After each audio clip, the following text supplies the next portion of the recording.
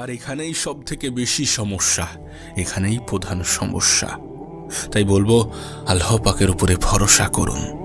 পবিত্র কোরআনে বর্ণিত আছে, চিন্তা করো না, আল্লাহ আমাদের সঙ্গে আছেন। এছাড়াও মহান রব্বুল আলামিন বলেন যে তোমরা ভয় করো না, আমি তো তোমাদের সাথেই আছি, আমি সব কিছু শুনি ও লক্ষ্য করি। একবার প্রশ্ন করুন নিজেকে, একবার নিজেকে প্রশ্ন করুন যে আমাদের এত চিন্তা কিসের, যখন স্বয়ং রব আমাদের সৃষ্টিকর্তা আমাদেরকে বলছেন যে তিনি আমাদের সঙ্গে আছেন, তিনি আমাদের সাথে আছেন, তিনি দেখেন, তিনি আমাদেরকে লক্ষ্য করেন, তাহলে আমাদের কিসের এত চিন্তা, কিসের এত মন খারাপ, কিসের এত হতাশা?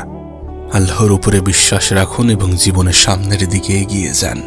মনে রাখবেন, জীবনের প্রতিটা ক্ষেত্রে, প্রতিটা সময়ে, প্রতিটা মুহূর্তে আমাদের যে ইমানি পরীক্ষার মুখোমুখি হতে হবে, সেগুলোর সবই আল্লাহর নিকটবর্তী হওয়ার পথ। জীবনে যত বেশি ইমানি পরীক্ষায় উত্তীর্ণ হবেন, তত বেশি আল্লাহর কাছাকাছি পৌঁছাবেন এবং ওনার প্রিয় বান্দা হয়ে উঠবেন, ওনার প্রিয় বান্দাগুলোর অন্তর্ভুক্ত হবেন।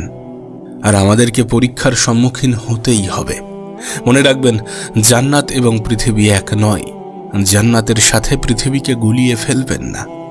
এটা জান্নাত নয় যে আপনি সর্বমুহূর্তে সবসময় ভালো থাকবেন।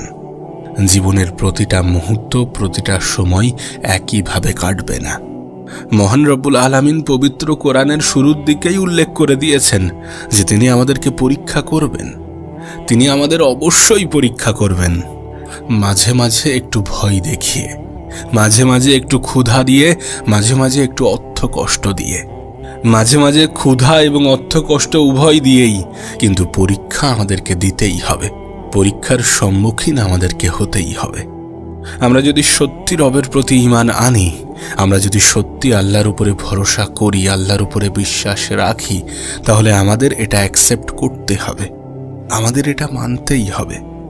আপনি হয়তোবা অনেক অর্থের মালিক, অনেক সম্পদের মালিক, কিন্তু আল্লাহ পাক নিমেষেই সেই সম্পদ, সেই অর্থ কেড়ে নিতে পারেন।